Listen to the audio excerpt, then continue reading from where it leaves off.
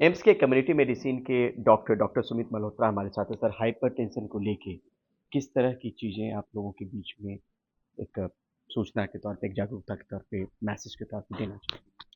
नमस्कार।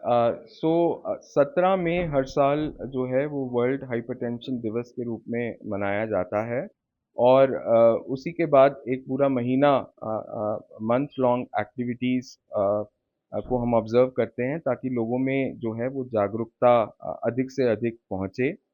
इस समय लगभग 25 से 30% जो है वो इसका प्रेवलेंस है हाइपरटेंशन का, हाई ब्लड प्रेशर का। जो कि बहुत ज़्यादा है और ये एक बहुत इम्पोर्टेंट रिस्क फैक्टर है क्रॉनिक बीमारियों से जिसका संबंध है और इसकी जटिलताएं जो हैं जिसको रोकी जा सकती हैं अगर blood pressure high blood pressure का नियंत्रण हो, जैसे कि हार्ट अटैक है या स्ट्रोक है या विजन की प्रॉब्लम्स हैं, जो रेटिना की प्रॉब्लम्स और किडनी डिजीज़ हैं।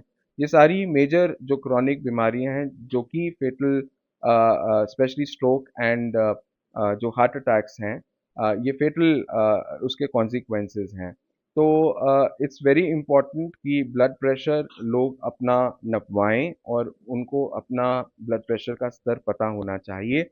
3 लोगों में से सिर्फ एक ही अभी जो है वो जागरूक हैं या उनको पता है कि उनको हाई ब्लड प्रेशर है। जिनको पता है और जो डायग्नोसिस हो चुके हैं, सिर्फ 20%, 5 में से एक ही जो है व्यक्ति वो इलाज पे रखा गया है। 12 में से एक व्यक्ति जिसका इलाज चल रहा है वो सिर्फ एक व्यक्ति है जिसका नियंत्रण है। तो ये बहुत सारी जो चीज़ें हैं वो इम्पोर्टेंट गैप्स हैं जिसके लिए हमें लोगों में अवेयरनेस जनरेट करना ज़रूरी है एज हेल्थ प्रोफेशनल्स। और आपके माध्यम से ये संदेश हम देना चाहते हैं कि ब्लड प्रेशर एक साइलेंट किलर है। जी। इसके ज़्यादातर सिम्टम्स नहीं होते हैं और जो बड़ा आसान सो जो इसकी चीज़ है कि आप इसको मेजर करवाएं। हर साल कम से कम एक बार इसकी मेजरमेंट होनी चाहिए और अगर इसके अधिक स्तर आपके बॉडी में पाए जाते हैं तो इसका इलाज बड़ा आसान है। तो इसकी गोली जो है वो बड़ी आसानी से उपलब्ध है और वो हमें नियमित रूप से लेनी है और हम अपना ब्लड प्रेशर का कंट्रोल रख सकते क्या-क्या हैं। फैक्टर है जिसकी वजह से आप हाई बीपी के शिकार हो सकते सो बहुत सारे रिस्क फैक्टर्स हैं। कुछ मॉडिफाइबल रिस्क फैक्टर्स हैं, कुछ नॉन मॉडिफाइबल रिस्क फैक्टर्स हैं।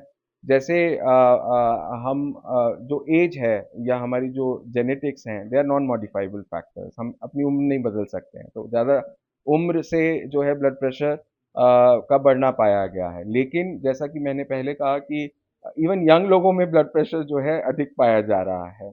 दूसरा जो है, अगर फैमिली हिस्ट्री है कार्डियक डिजीज की, किडनी डिजीज की, देन ब्लड प्रेशर जो है क्या कहते हैं अधिक पाया जा सकता है। और ब्लड प्रेशर अगर जीन्स में हम लेकर आए हैं, it does not mean always कि we will always have high blood pressure. तो जीन्स को एक्सप्रेस करने के लिए एक एनवायरनमेंट चाहिए होता है।